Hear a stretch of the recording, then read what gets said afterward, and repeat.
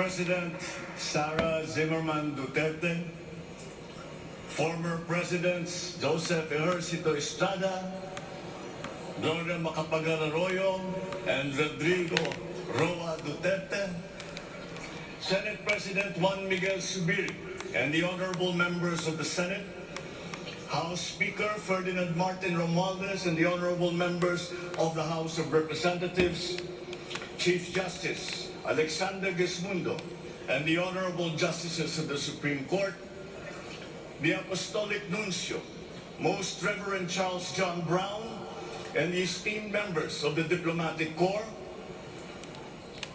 the honorable members of the Cabinet, our First Lady, Luis Araneta Marcos, and our children,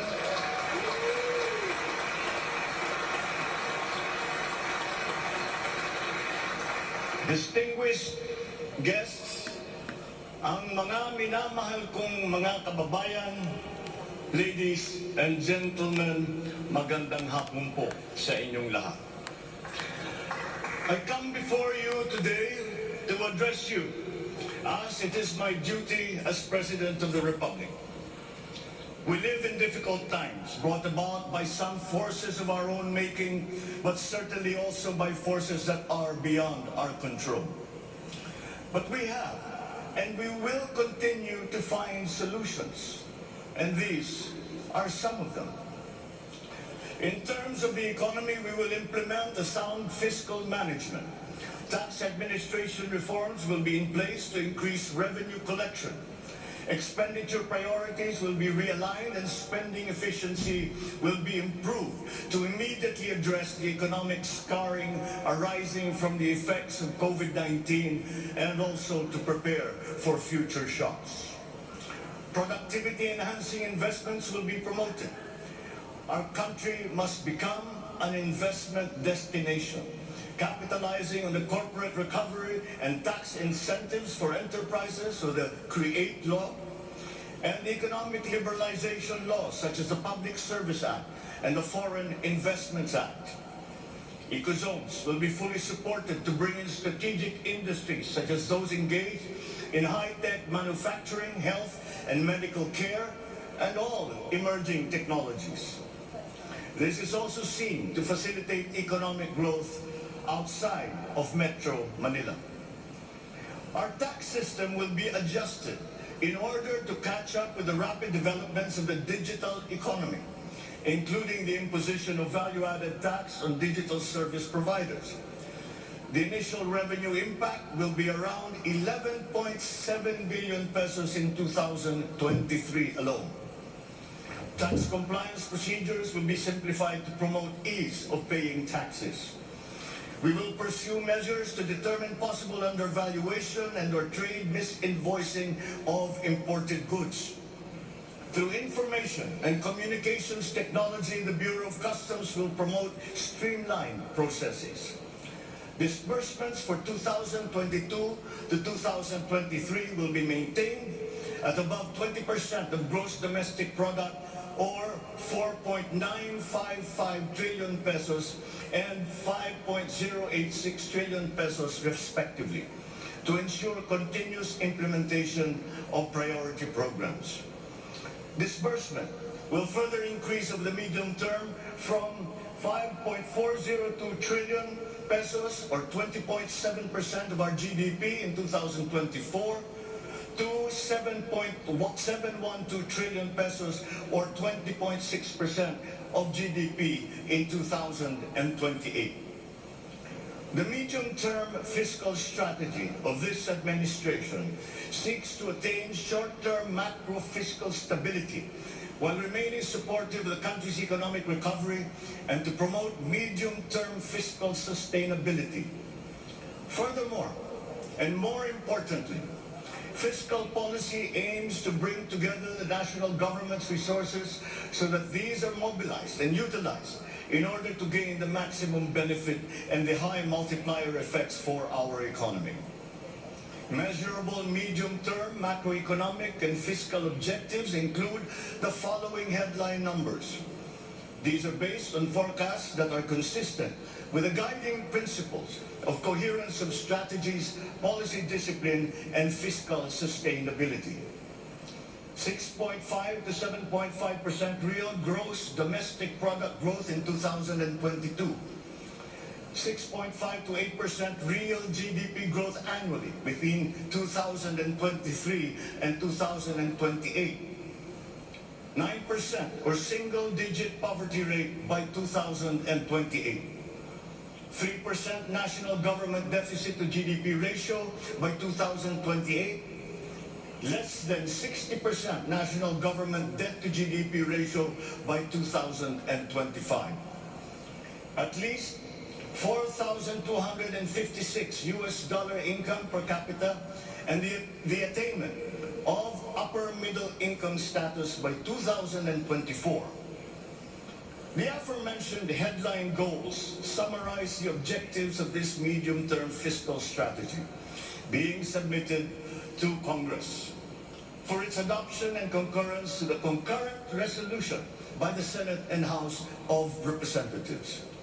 Once adopted, the MTFF will become an anchor for the annual spending and financing plan of the national government and Congress when preparing the annual budget and undertaking related appropriation activities.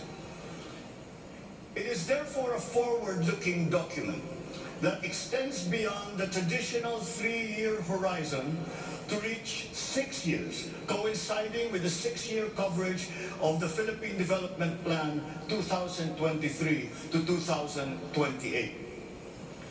The MTFF also promotes transparency and credible commitment to pursue the indicated social macroeconomic goals that optimize the government budget. Medium-term growth targets and the assumptions regarding key macroeconomic variables underpin the medium-term fiscal plan. The recent past and the COVID-19 pandemic has beset the macroeconomic environment with challenges and a series of external shocks. Inflation has accelerated in recent months due largely to significant increases in international prices of oil and other key commodities. Still, the economic growth momentum remains firm, as demonstrated by the strong 2022 first quarter GDP growth at 8.3%. However, the recovery process from the impact of the pandemic is still ongoing amid elevated uncertainty in the international economic environment. Revisions in the macroeconomic assumptions incorporate these challenges and most recent economic developments, leading to upward adjustments in the following: inflation rate for 2022 to 2023, foreign exchange rate for 2023 to 2025, and goods and services imports growth for 2022. The economy is expected to grow by 6.5 to 7.5% this year as we continue to reopen the economy while considering the recent external developments. In the first quarter alone, GDP saw an increase in household consumption and private investments, along with a robust manufacturing industry, high vaccination rate, improved healthcare capacity, and an upward trend in tourism and employment. This is expected to continue for the rest of the year. The strong economic growth is projected to be sustained and expanded further to 6.5 to 8% from 2023 until 2028. The average inflation for 2022 is projected to range from 4.5 to 5.5%, following the uptick in fuel and food prices as a result of the ongoing Russia-Ukraine conflict and the disrupted supply chains. It is slightly adjusted to 2.5 to 4.5% in 2023 and is seen to return to the target range of 2.0 to 4.0% by 2024 until 2028. Dubai crude oil price is expected to settle at $90 to $110 per barrel in 2022 $80 to $100 per barrel in 2023, and $70 to $90 per barrel from 2024 onwards, as oil supply is expected to catch up and stabilize over the medium term. The Philippine peso is projected to average between 51 to 53 pesos per US dollar in 2022, and 51 to 55 pesos per US dollar from 2023 onwards, due to aggressive monetary policy tightening by the US Federal Reserve, market aversion amid the Russian-Ukraine conflict, and again, increased global oil prices. Lastly, exports of goods are expected to grow by 7% in 2022 and 6% from 2023 to 2028. On the other hand, imports of goods are projected to grow by 18% in 2022, 6% in 2023, and 8% from 2024 to 2028. I have instructed the NEDA to coordinate with other agencies and work on the Philippine Development Plan for 2023 to 28, and to submit to me the complete blueprint and progress of its implementation not later than year-end. One of the main drivers of our push for growth and employment will be in the agricultural sector.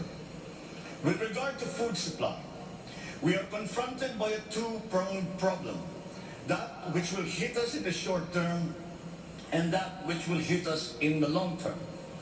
Tayo ay nahaharap sa mga problemang kagyat nating mararamdaman at mga hamong pangmatagalan.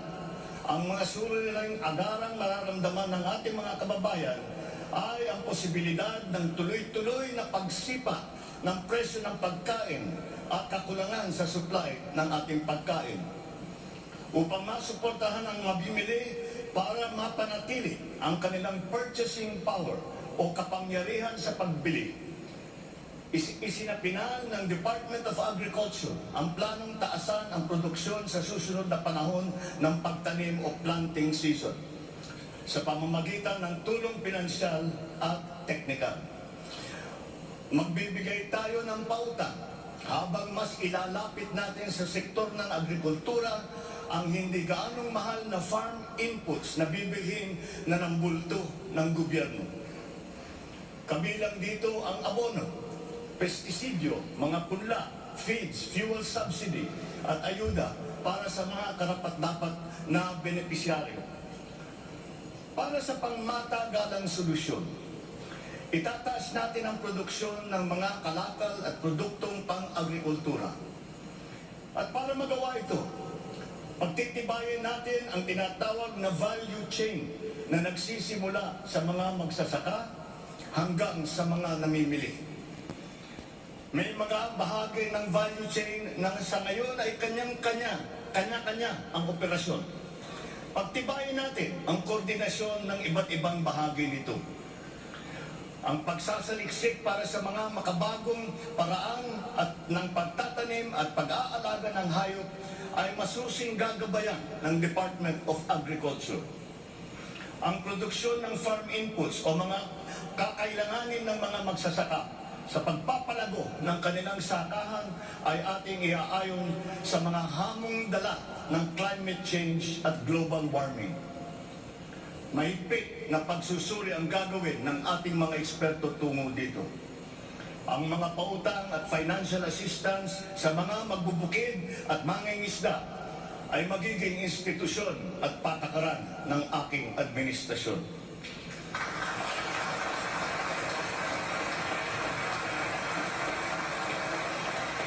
Ipapaprioridad natin ang modernisasyon ng mga sakahan sa pamamagitan ng mga makabagong teknolohiya para sa ating mga magsasaka. Ating palalawakin ang mga palaisdaan, babuyan at manukan. Lahat ng ito gagamitan ng siyensya para tumaas ang produksyong agrikultural.